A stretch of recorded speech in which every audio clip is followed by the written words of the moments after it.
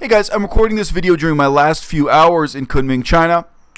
The poster in the background is gone. I already literally took the poster off the wall. We did that while live streaming, rolled it up, put it in my suitcase, and the suitcase in turn was actually sent by a shipping company. So that right now that poster is probably on a train or a truck on its way from Kunming out toward the border with Myanmar in Dahong province.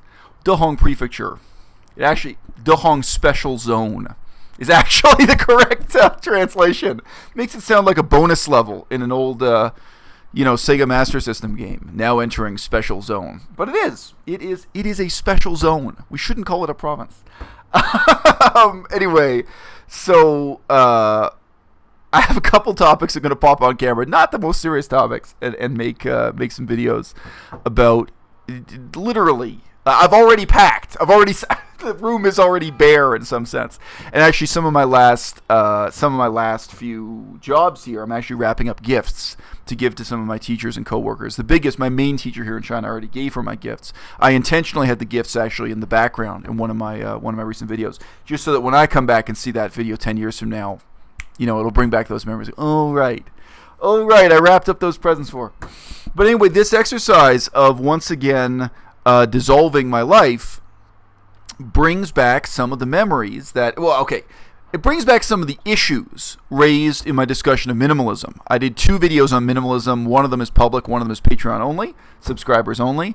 And of course, it brings back the memories of all the other times in my life when I've had to stop everything I was doing, throw half of my possessions in the garbage, throw all my furniture in the garbage, pack up the few things I own and move on to the next city. And one of the most extreme in terms of absolutely cutting down your possessions to the bare minimum, when I moved with my daughter, with a medium-sized baby. She was she wasn't a tiny baby, but she was a medium-sized baby, from France to Taiwan. The airplane companies, they give you like 20 kilograms allowance, 20 kilogram suitcase, some of that. Maybe you get 2 suitcases. One's 20 kilograms, one's, 15 or something. It actually does vary from one airline to the next. But, the majority of my allowance for both carry-on luggage and checked luggage had to be for the baby. It's all baby stuff. We had so much special. So to give you an example, this was crucial to traveling with a young baby. We had a, I was going to say a pen for the baby. What's the polite word for a pen? We had this, special safe for babies. You could disassemble and reassemble. I guess you can call it a playpen, I guess. She could sleep in it, she could play in it. But the other point was you could put her in it and just ignore her while you wash your hands and come back for 30 seconds. It was a safe enclosure for a baby, which is crucial because otherwise you never take your eyes off the baby. You never take your hands off the baby for even 30 seconds. And literally, when you need to wash your hands, you need to be able to put the baby down somewhere safe, wash your hands, come back. Even if you're just in a hotel room, it's crucial that you have that. So remember, we had this solid steel frame, heavy, durable, rugged playpen for babies. So it's a travel cot. Yeah, you're right. It's a cot, but the reason I didn't think of the word cot is that the walls are really high and they're transparent. It's more like a playpen because the kid can jump up and down. And they don't have to lie down. They don't have to sleep in it. They can actually stand up and play and be happy. So it's it's halfway between a cot and a playpen, whatever you want to say. But with all those safety features, this is made in Europe. And whenever you buy this stuff for a baby, it's got all this special nomenclature on it to assure you that this is actually safe for a baby. But that's why, it probably had more steel in it than most bicycles. A lot of heavy steel. So my point was, when I went from France to Taiwan with my daughter, I had almost nothing for myself. I had this jacket and a few items of clothing. And my computer, which is it's a tiny portable computer. You had to just cut down your life to almost nothing. And then, of course, when I later left Taiwan, likewise, I had almost nothing because everything was devoted to the baby. And including, by the way, you have all these toys and blanket stuff to make the baby happy, but also necessities for the baby take up your whole luggage allowance. So anyway, but this is an experience I've had again and again. I've reflected in videos in the past that, in contrast to the kind of minimalist chic, for me, I think it's kind of damaging for me that when I left Cambodia, Everything I owned had to be thrown away. When I left Saskatchewan in Canada, my books that were pretty important to me and pretty important, just period, all had to be thrown away. There's this kind of perpetual cycle of loss. But doing it this time, even though I'm just moving from one part of China to another part of China, interestingly, I have had to quantify my worldly possessions. So in the name of minimalism, let's briefly reflect on how little or how much I own. The first package I sent to myself, so I'm basically using a delivery service, a mail service here. The first package was over 20 kilograms. I think it was maybe 22 kilograms. We can round it off. The second package I sent to myself was 25 kilograms. Okay? Why did they weigh so much? They included a rice cooker, which you guys have seen in the background in the past, actually a pressure cooker that I can boil beans in, boil other kinds of things in. It included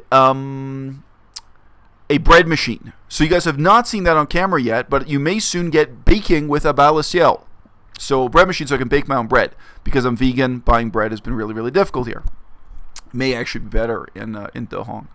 That's another funny long story. The French bread of De Hong. That could be its own video. Maybe I'll make a little documentary about that. The legend of the French bread of De Hong, China. It's a bit strange. So those are two big, heavy metal objects, a pressure cooker and a bread machine. Clothes. You guys have seen most of the clothes I own on camera. I don't really have that extensive a collection. So those are the first two big packages. Now, I think I can add another 20 kilograms for what I'm carrying on the plane. So again, it's a 20 kilogram limit for checked luggage. So I think I basically got another 20 kilograms. We'll call it that. And what I'm carrying on the plane, my computer, the gifts I'm going to give to the teachers when I first arrive, just a few items of clothing, some food stuff because I'm vegan. So, carry some emergency food as a vegan all the time because you can't buy stuff. Documents, legal documents, because that kind of thing can get stolen if you ship it. Like condoms. There's another example. Condoms, I don't think anyone can sell them on the black market, but like in terms of what tempts people to rob you, like anything fun like that can get stolen. I was talking to my teacher about that and was like, so what kind of stuff actually gets stolen when you use these shipping services? She was like, sugar. Like sugar or candies, and she said they'll never steal the whole package. Like if you have sugar, they'll steal some of the sugar. They'll steal some of the candies and stuff. So anything kind of eye-catching to thieves, you want to carry with you. So actually, yes, my condoms, which are for reasons I won't describe here, useless to 99.999% of Chinese men. Some of you know what I'm talking about, some of you don't. There's a reason why I do not use condoms that are made in China. Condoms have to be carried on the airplane. But anyway, my computer, and again, my few books. So in terms of the books I own, they're incredibly few. Yeah. Shout out to my viewer who sent me Rules for Radicals. I'm probably going to read this at the airport tomorrow. You guys may have a book review of that right soon. But in terms of the books I own, they're incredibly few because of that past history. But books, of course, weigh a lot. So we add that to 140 kilograms of gym equipment.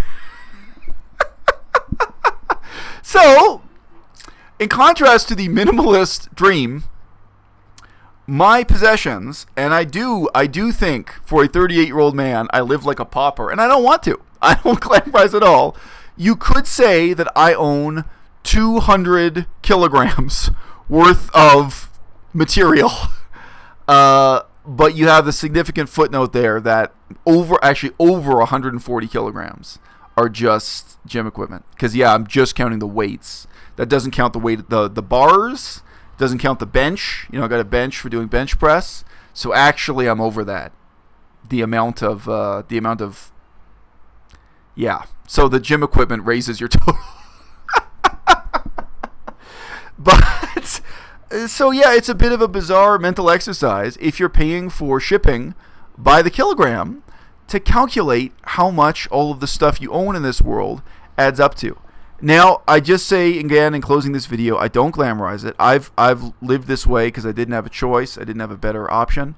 And I wish I wasn't stuck in this situation. I wish I owned all the books that I so carefully collected when I lived in Cambodia, when I lived in Laos, when I was studying Korean, Ojibwe, in Canada. A lot of those books, although not intrinsically valuable maybe, you can't buy on the internet. Books, because those are in those languages. Books in Cambodian, in Laotian, in Pali, of course, in Korean, Ojibwe, and pertaining to Korean, Ojibwe studies. Some of the books I got for free or I got for $5. Some of them were expensive, but I can never get them again. And those books they're not just for the sake of memory. It's not just that they symbolize time in my life that's gone. They also have a real productive value. They're books I could be using. And now I'm never going to have that opportunity again. But we'll see. I'm going out to a new frontier, both literally and figuratively, and I'm going to have the opportunity to study languages that extremely few white men in the history of the world have ever studied. Maybe I'm going to study Jingpo, maybe I'm going to study Achang, maybe I'm going to study Dayu. We don't know. And maybe everything will go horribly wrong. But maybe also, again, I'm going to acquire some unique objects, books that can't be bought for any price anywhere else on the planet. And maybe this is going to spark a new period of some kind of really productive research interest for me. Maybe. And the other good news is, you guys, if you're on Patreon, you already know this. It seems like I have good news about my divorce proceedings. Maybe just a few months from now, my daughter is actually going to join me in Dahong. Maybe I'm going to be spending quality time with my daughter in a beautiful and fascinating part of the world where mangoes literally grow on the streets. Durian Rider, eat your heart out. And Durian Rider, I'll see your ass in court.